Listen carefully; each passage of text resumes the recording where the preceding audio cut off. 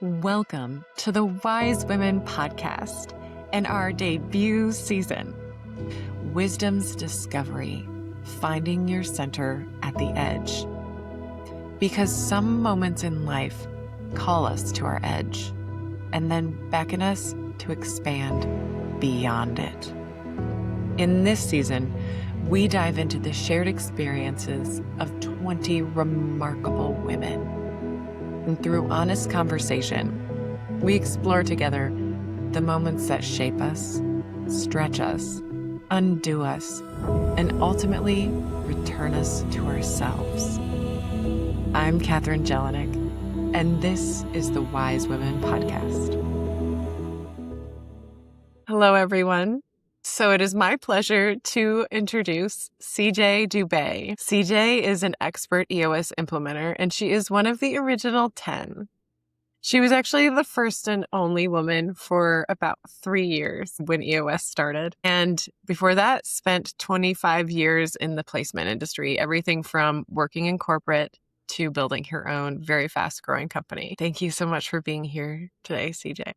Thank you so much, Katherine. It's my pleasure. So you have many stories and many juicy, wonderful layers to bring out in them. For today, where does your story begin? No, it's interesting when you bring up the topic and you think about it and you start reflecting. And when I reflect on where I am today, everything has led me to where I'm in here today. Some of the good, some of the bad, right? So I had to learn resilience, grit, as I call it, at an early age, quite honestly. A young girl, I wore a Milwaukee back brace. So I had scoliosis. I still have scoliosis, double S curve. Was told I would be crippled by the time I was 19 if I didn't have this brace. And so it was like a bar that goes around your neck, a bar down the front, 2 bars down the back, and a full cast around your hips. And discovered it in school. It was the very first year they were doing it in schools, a very long time ago, everyone, a long time ago. And I wore it from 8th grade till I was a senior in high school. So anyone out there that has middle schoolers or high schoolers, it's already hard. And there I was. And then, 2 of the 4 years I wore the Milwaukee back brace, I also had braces on my teeth. Oh my gosh, if So you didn't have enough. my nickname was Brace. No joke. A lot of people just called me Brace. And even when you go back then, I was feisty. Now, I'm lucky because I have the grace of God with me all the time. And I had a teacher way back then that said to me, CJ, you need to be thankful for everything that you get. Everything. I'm like, okay. So I learned it at an early age. So I remember standing in the locker room and they had just done the casting, all the stuff to build the cast for my hips. And I was getting redressed and the tears are dripping down my face. And I'm going, thank you, God, trying so hard to believe it. Oh my gosh. Trying so hard to believe it was going to be okay. I mean, and you fast forward, God doesn't give you anything you can't handle. I became stronger and grittier and I could let things roll off my shoulders more. I was still, I'm super stubborn, but I also love to have fun. So I found my ways to have fun. For sure. I was a little sneaky having fun. I would sneak that brace off and go to a dance, or I'd sneak that brace off to go do something.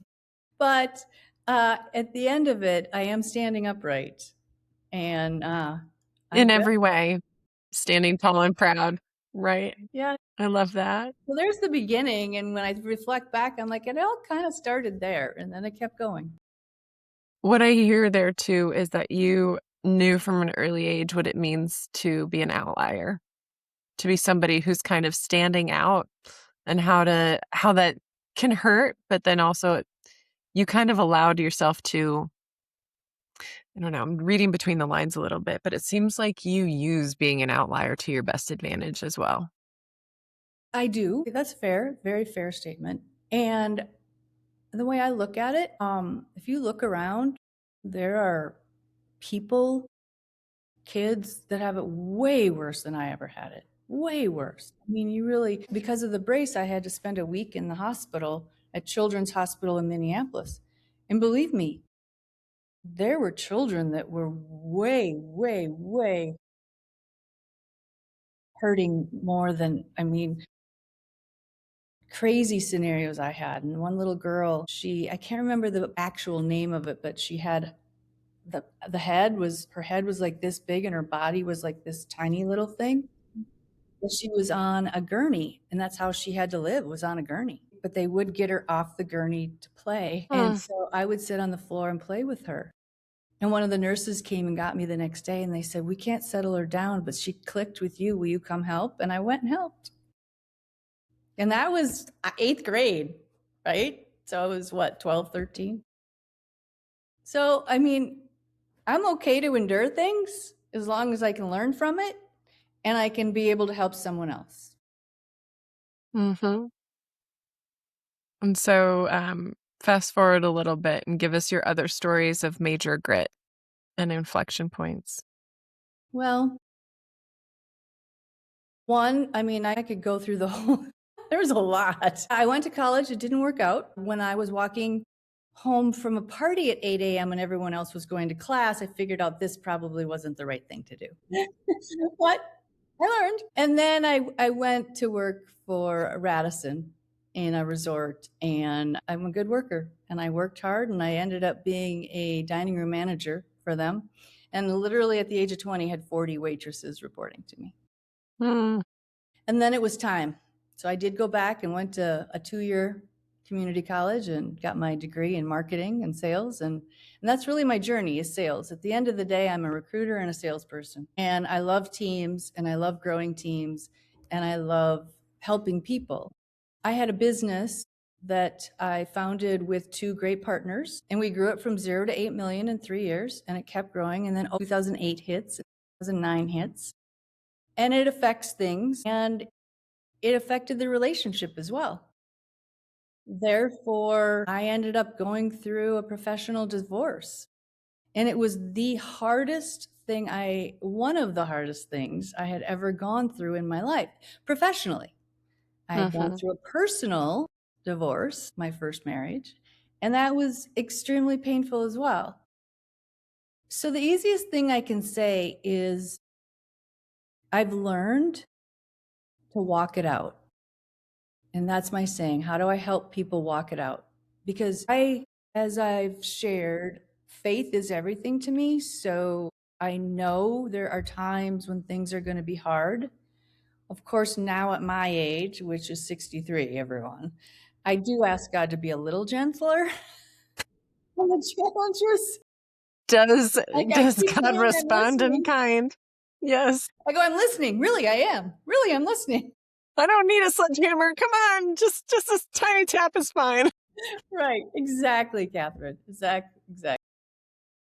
But those tough times when you walk it out and your soul knows you're going to get through it, you have to learn from it though, and then you take on the next journey. So I've had to take on new journeys, and per se, I call it reinvent myself, several times over the last 40 years. I mean, I've been in business for 40 years, which that number alone is like, whoa, okay. And probably really Mhm. more than 40 years because I started when I was 20. But everything led me to where I am today, and I'm in a great place today. And I really do want to ignite people. When you want something and you want to do something, I want to ignite you to go do it. Don't put it off. Don't wait. I jumped into EOS when it was trying to figure out if it was going to make it or not. Hmm. And so I had to burn some boats because I'd put myself out as a consultant after I'd sold my business. And I just fell in love with it. But the first 2 years, even 3 years, were very painful. I mean, I don't tell this story often, but I have told it to some of the implementers to help them see. About a year and a half in, I'm working hard on EOS and it's going, but I'm putting my family at risk because I was the breadwinner. So I'm putting my family at risk. And I looked one day and I had $100 left in my checking account. Damn. And I had kids in college. Basically, what happened is I started paying their college for their future versus my mortgage. So I got foreclosed on a home that I had raised 7 children in. Mm. And again, gut wrenching, gut wrenching. But I gritted up. I worked my tail off to make EOS successful because I knew it was me. I knew I could help change lives, one person, one team, one company at a time. So I worked my tail off to figure out the content, to be a really good facilitator, coach really well. And I have a beautiful home in Arizona and a condo in Minneapolis because I still go back and forth. Good. Good for But you. yeah, but sometimes you just got to grit it out. It's kind of that simple. Mhm. And when you're showing up for others, what is it that your being is bringing, even more than the things you say or the process you're coaching them through? Presence. I deeply care, and I think that comes through. And Mm-hmm. I'm deeply interested. I'm deeply interested in people and their lives and how I can help them. Now, I'm known for being very tough. Any of the implementers can validate this, but I'm known for the one you might be afraid of. But I like it. I'm really just the mama bear that, if I could swear on here, that's going to tell you you're full of I shit at think the you can. same time. I'm going to hug you up and I'm going to say that's bullshit. And then they look at me and they go, she's right. And I'm like, I know I'm right, but where are we going to go from here? So the tough love, and again, having 7 children, you kind of have to figure out how to give them tough love and make sure they're on a good journey. Well, I do that. God. Yeah. Yeah. I don't have 7, but it's true. No matter Whether how you have many you have. 1 or you have 10, it doesn't matter. It's like there's a lot. But entrepreneurs are, visionaries are so great and so smart, and our world needs great visionaries. But to be honest, they need that great team beside them, and they're crazy. All of you Yeah. visionaries out there, you know that. You're crazy. Mm-hmm. And someone needs to help you get done what you want to get done because you can't do it alone. We just You can't. need, if you're going to create something that isn't there yet, you kind of got to be a little crazy. Mhm. And then you need the grounded team to back you up and make it real. 100%. 100%. But then there's you out there. And I love the arc of your story. Everywhere from that moment where you're playing with the little girl who's needing the gurney and showing up with her and being present with her in a world where maybe not many are, right? Right. Or know how to be. And then today and throughout your journey of you're present with people, showing up for them with both, you know, you're not going to mince words. You'll give them tough love if that's the moment that's needed, or just listening. Yes. But it sounds like you're in everything. You're there for that. Like the story you told me that we haven't said here yet of being on a plane and sitting down and just sensing what a woman needed next to you. Go ahead and share that one because I think it ties into what you're bringing here. Uh, I will say, qualify this, that God puts me in places where he thinks I should be to help. And I was on a plane. I'm on one often. I'm in an aisle seat because I have to exit quickly if I need to. And this woman sat down and just across the row, right? And I could tell she was just kind of like exhausted, sharp looking gal, younger gal than me. Her and I just started talking. And she said that she was on the first girlfriend trip ever in her life. So call her 40s. And I'm like, wow. And she goes, I've just never done it. She was an anesthesiologist. She had kids. And we talked. And she asked me questions. And I share openly and honestly with everyone. And I helped her, coached her a little bit on a couple things she was thinking about. And she was having problems with her husband. And I just gave her my experiences, is really all I did. And we both left the plane and she kind of ran me down and she said to me, She thanked me for being direct and candid and loving with her. And she goes, I know what I have to do now. I have to go do the thing I haven't been wanting to do, but it's time for me to end my marriage. And I said, well, you know Mm. what's best for you. You make sure you're healthy first, so your kids know that you're healthy, and then you do what you need to do. And have I ever heard from that woman again? No. But that's okay. That doesn't give me any angst. That just gives me joy that hopefully she went off and was able to make her life better. Mm-hmm. And then from there, the echo that you've had because of that exchange, it crystallized something. It did. It crystallized a lot of realizing that when you go through things that are hard and you share them and you have life experiences and you open yourself up to have those conversations, I could have easily ended a conversation after 2 sentences with her. Mm-hmm. I really could have.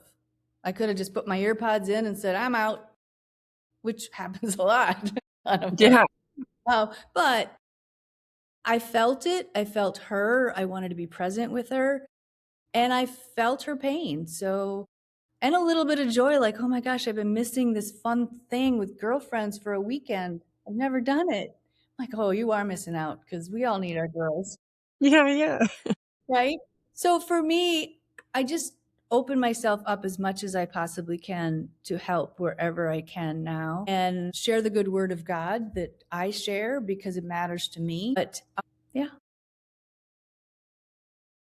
And what I am also seeing with her as a child and with companies, like presence, sensing, showing up for people, giving them your unfiltered stories of like, it's not perfection, but it's your life of grit and continuing to lean into that.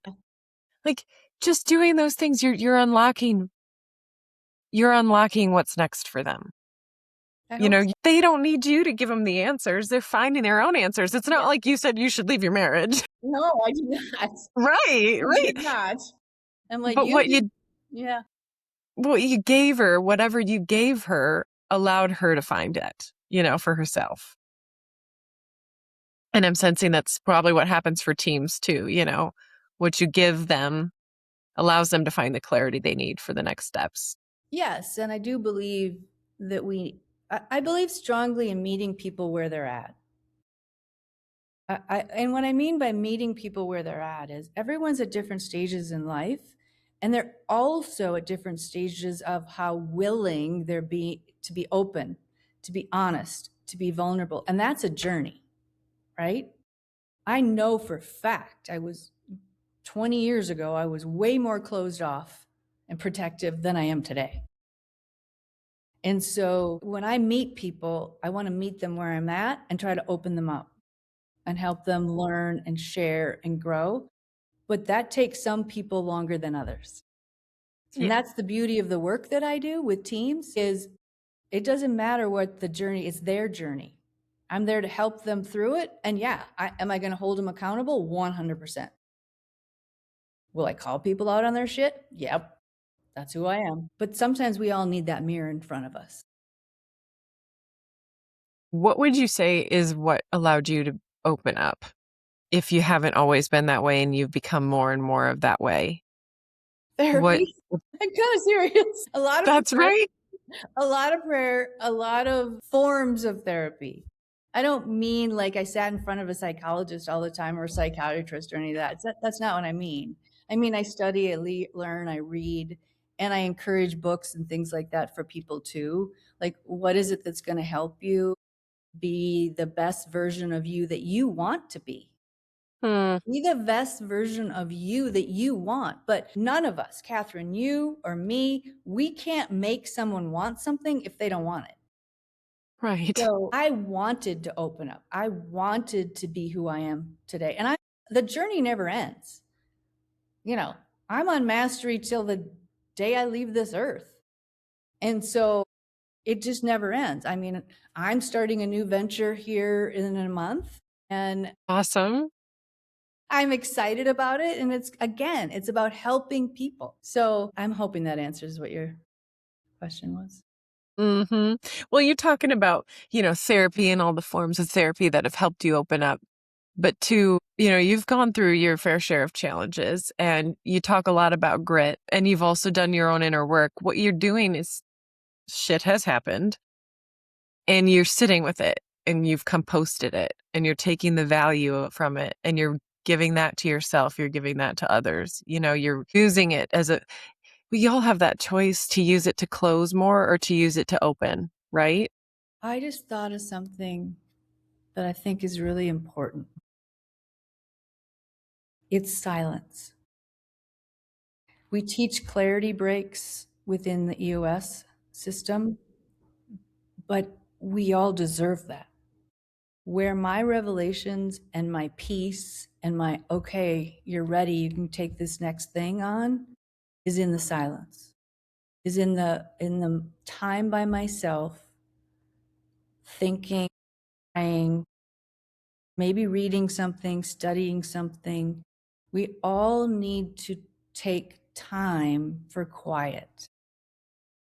Most of us, me included, I can run 90 miles an hour easily between kids, grandkids, but it's if my day's open, I'm like, oh, what happened there? I got nothing on my day. But because I'm a runner, right? This is what I do when I've done, but I've had to teach myself to go find the quiet, to think and create and open my own heart and cry. I'm not a crier. It's not my nature. And what's funny is my husband is a crier. Love it. Yep. He'll watch Bambi and cry. For sure. I finished up annual season and I had done 26 days. I basically did 14 days. And so I had watched this movie and he comes out into the living room and he goes, "Are you crying?" I go, "Yeah." He's like, "What's wrong?" Because I don't cry. And I go, "I'm just releasing. I'd been running so hard and tired." And I go, "I just had to get it out." He goes, "I don't think I've seen you do that more than twice in 28 years. Oh my gosh. And I said, "It's true, but I needed to get it out and it's okay. Sometimes you just need to You do. let it out." Let the body release it. Yeah.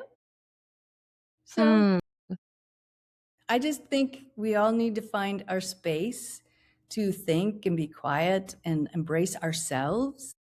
Because then you can go get on the wheel a lot faster and you can get a lot more done.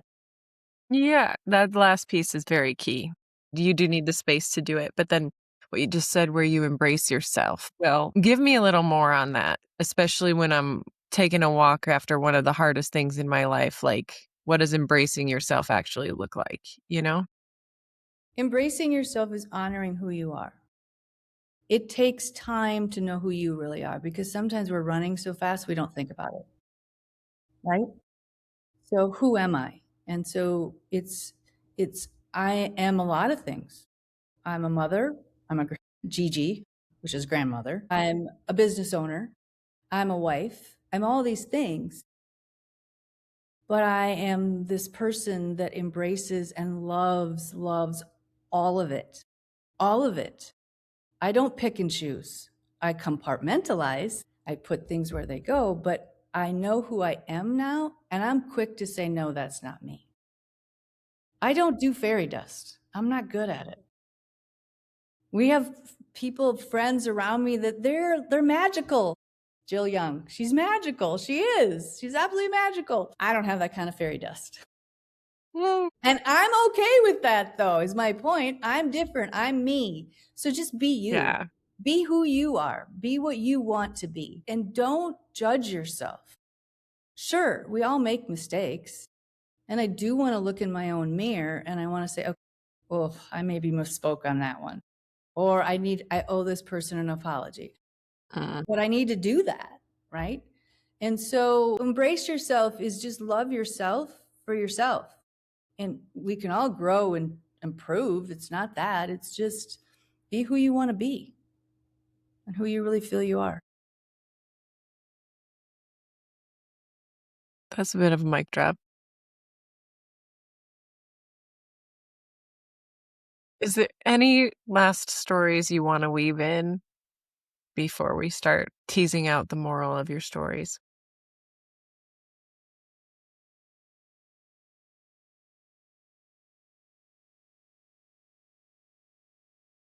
I think, you know how I was talking about giving yourself time, knowing yourself, Mm-hmm. being present, giving presence. One of the hardest things in people's lives is when you lose someone really close to you. Like I lost my father, right? I had to walk out cancer with him. My mother is 86 and has Alzheimer's. Mm. So I do not have a mother the way I used to have a mother anymore. But I had the opportunity 2 weekends to be at my lake home, which is where she lives, and just sit with her. She doesn't really talk. She doesn't say a lot, but I hadn't colored my hair, and out of the blue, she goes, "You need to color your hair." Jeez. Oh, the things. I couldn't have laughed harder. I belly laughed and belly laughed, and I will never forget that little moment.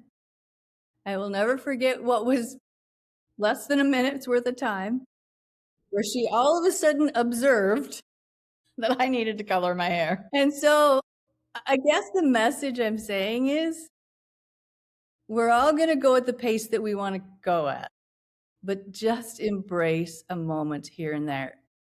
Someone might say to me, because they've said this to me a lot about my mom, well, she's not going to remember anyways.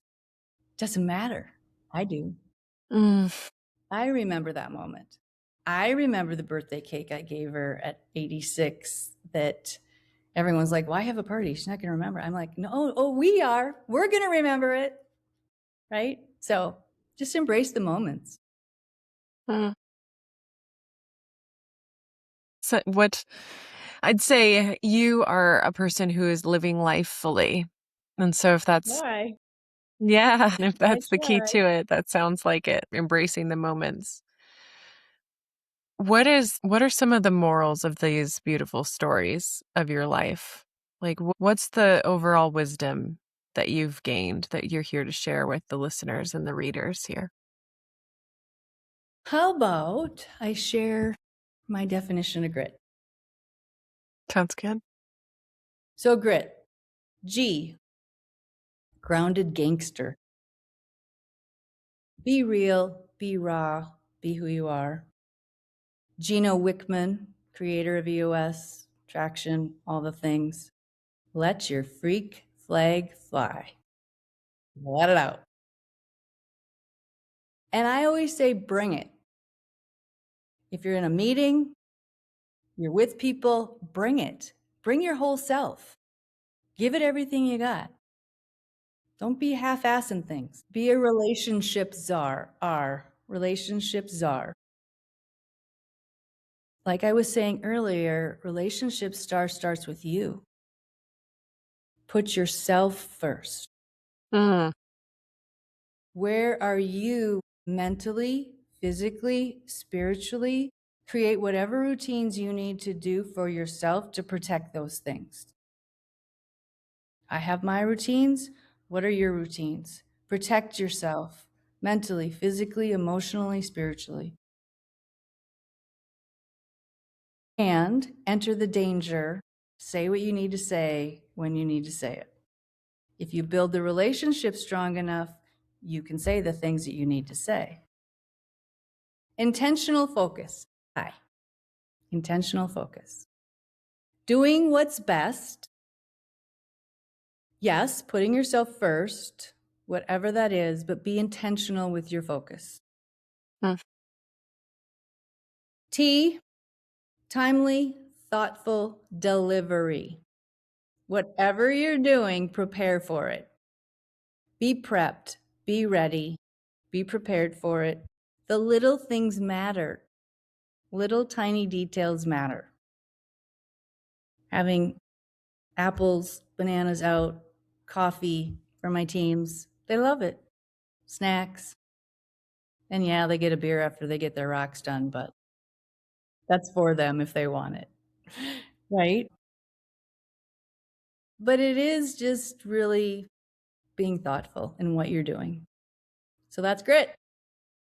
That word suits you and your experience as well. And your definition is, it's reflective of your life lived fully mantras and being there in every piece of it. Thank you. Thank you for that definition. Catherine. Thank you. Incredible. You have the All best right. smile ever, by the way. Thank you so much.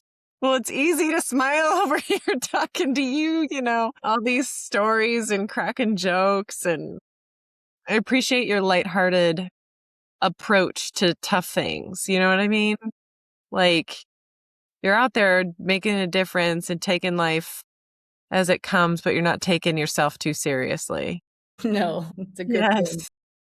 Yes. It's a part of that gangster part, And it is. It totally is. Yeah, that's good. All right, everybody. I know you've enjoyed the pearls of wisdom coming from CJ just as much as me. CJ, thank you again for sharing this and all that you've given to the whole EOS community over the eras, and especially to the women that you inspire. And thank you for your contribution to this chapter and these episodes. Thank you. Wonderful. All right, everybody. Till next time. Thank you for listening to the Wise Women podcast. You can find the book, Wisdom's Discovery, Finding Your Center at the Edge, on Amazon and barnesandnoble.com. And keep listening to the wisdom that your life is offering you.